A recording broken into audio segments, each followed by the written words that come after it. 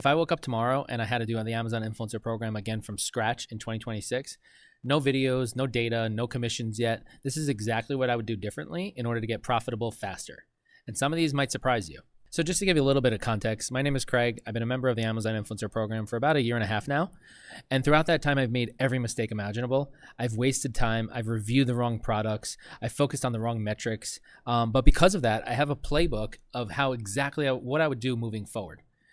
So in this video, I'm going to break down my exact strategy, what I would ignore, what I would focus on, and exactly what I would do to build momentum in 2026. So if you find value in this video, do me a favor, like this video, subscribe to my channel, join me on this journey, and I will be teaching you tips and tricks along the way on how you can make more money from the Amazon influencer program. So the first thing is I would completely ignore the following things. Okay, so if I was starting over from scratch in 2026, I would completely ignore anytime you have daily commission swings. Don't put any of your mental energy towards when your commissions go up, your commissions go down. It's just the natural swing of the Amazon influencer program. If you're not cut out for that, maybe this isn't the program for you, but sometimes your commission is going to be amazing. You're going to make $200 in a day. Sometimes your commission is going to be terrible. You're going to get all returns and you're going to have a negative. It's frustrating. You can't put your energy there. You just have to ignore it, okay? The other thing I would ignore, do not compare, don't fall into the trap of comparing yourself to other influencers. It's so easy to go on Facebook groups, to go on message boards, to talk to other people and see how they're doing and say, I need to be where they are. Okay, everyone's journey is different. Everyone's strengths and weaknesses are different. So do not compare yourself to other influencers. Other influencers have different resources. They might have more time than you. They might have more experience in film editing. They might have, better ways of conveying themselves on video, and you're just not there yet. Okay, I've come a long way. I still have a ton of more work to do in terms of like talking on camera. I'm always making mistakes and cutting off what I'm saying and editing things together. It's just a learning process. And so you can't compare yourself to other influencers because you're just going to be putting yourself behind the 8 ball because everyone has different strengths and weaknesses. And you have to understand that. You have to compare yourself to yourself. Okay, so if you're going to be smart, compare yourself each year. So January to January. So if you start in January, compare this January to next January. And you're comparing yourself to yourself because you can see if you had growth. You can't really compare to other people because you're not really measuring if you've grown at all. The third thing that I would completely ignore is trying to review everything under the sun. I know that's a lot of the tech tips and techniques, and I've probably even given that tip before in the past of when you start out on this program, just review everything you can find. And really that kills your momentum because if you review terrible products, you're going to get bad results and Amazon's algorithm is going to pick up on that. Okay, so what I'd focus on instead is things that I control. What are the inputs I can control? Consistent uploading, smarter product selection, and learning from my mistakes in my data. So if I focus in on my own data, I can tell whether I'm growing from month to month, from year to year, from season to season.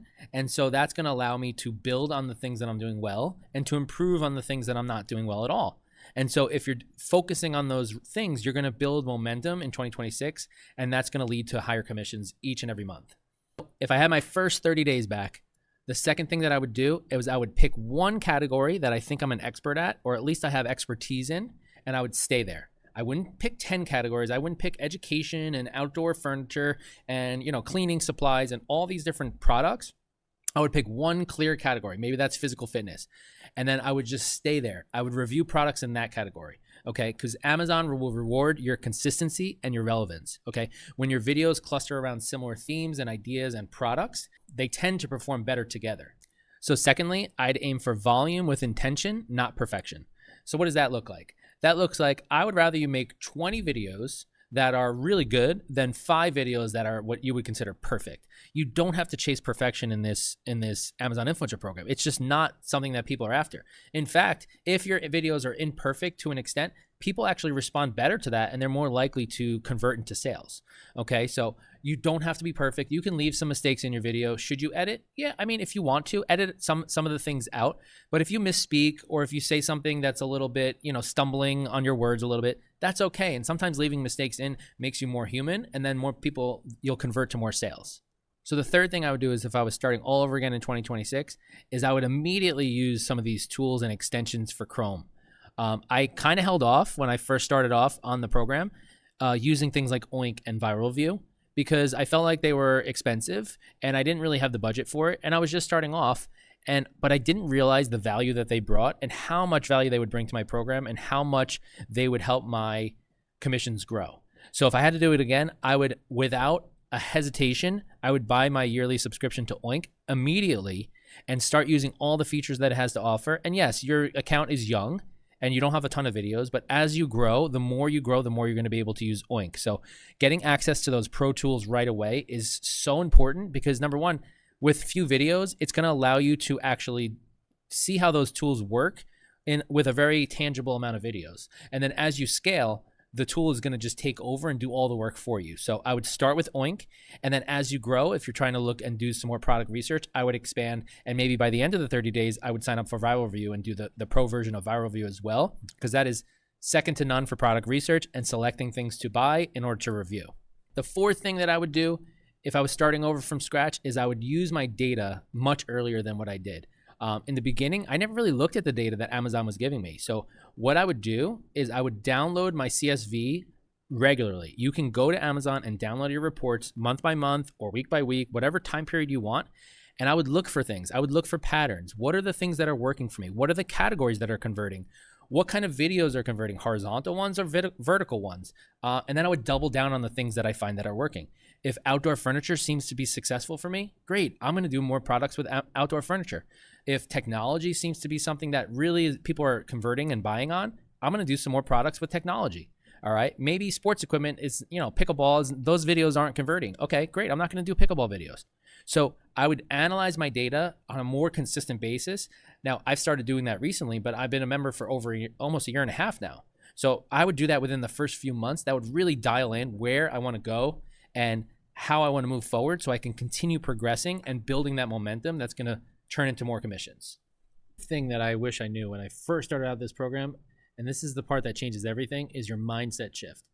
This is the part that nobody talks about. You have to shift your focus from, I got to do so many videos, to different systems that you could put into place. So meaning one good product shouldn't give you a single video. It should really give you a long video, a short video, an updated video that you do after you've had the product for a few weeks or months, and then maybe even a comparison video with another particular product. That's 4 videos you can make off of the single product instead of making 4 random videos about all these different products that may or may not have any value to them. This is how you scale without burning yourself out and just reviewing over and over and over again in the hamster wheel without getting really a ton of value in return.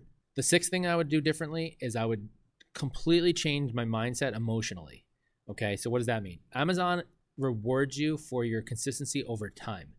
I know that the first couple months, you're just planting seeds for the months and years to come.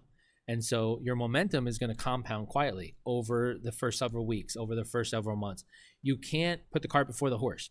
You're not going to be making hundreds of dollars in the first couple weeks. You have to understand that mentally, because that will allow you to keep going and persevering through the struggles and through the mistakes you're going to make and things like that. And understanding that you're really just planting the seeds for your months and really years to come, that you're building something over time. That's like making a snowball. It starts out tiny, and then little by little, you're building on it, building on it, building on it, and it's going to become something really big over a 1 year, 5 year, 10-year period. What I find is that a lot of people in the beginning end up quitting because they don't see the instantaneous results that they really are looking for, and so they end up quitting. And the people that stay with it and stay consistent can't express that enough. The consistency is going to pay off, and that's what I wish I knew back then when I started, because as long as you can stay consistent, you're going to be successful in this program. If you just started off in the Amazon Influencer Program or you're early in the program, I hope this helps you skip some of those painful lessons that I had to go through in my journey. If you've already been at it for a while, hopefully this helps you refocus and simplify the direction you're heading in this program. If this video was helpful, do me a favor, like this video, subscribe to my channel, drop me a comment. Let me know, where are you at in your journey? Did you just start the program?